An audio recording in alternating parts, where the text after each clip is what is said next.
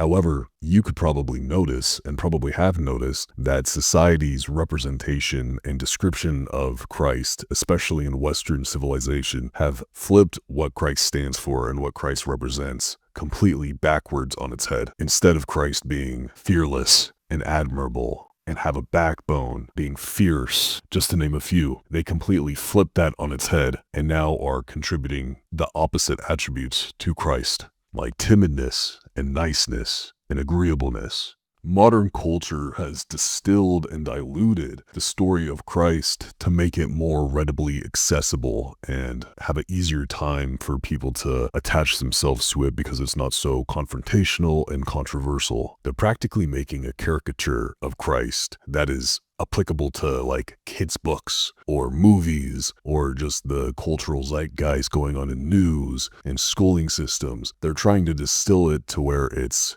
very easy to grab onto and understand on a surface level basis, particularly because the elitists of society have seen that there is a come up and a revolution and a gravitation towards people wanting Christ, wanting a connection to the divine, wanting a connection with God. The cultural elitists of society that are truly making the decisions for all of us have specifically seen that there is this revolution coming. There is this pattern of people reaching out and wanting something approximating the divine. This is factual, and you could see it throughout the past 20 years, especially after 2020. So they're making Christ a very easy and digestible image. One of the main ways that they do that is remove the controversial elements from Christ, which is his disagreeableness and his fiercity and his amount of strength and power and discernment. Because when you represent Christ with those attributes, aka his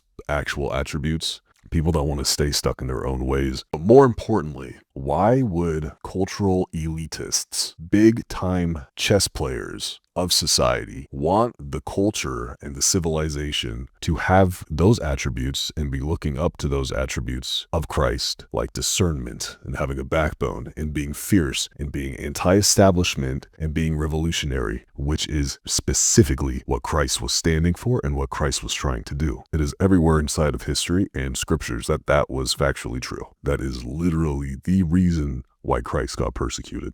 So these cultural elitists and chess players that have their little grimy fingers on the puppet strings of CEOs and politicians, the last thing that they want is civilization to look up to something that is beautiful and strong.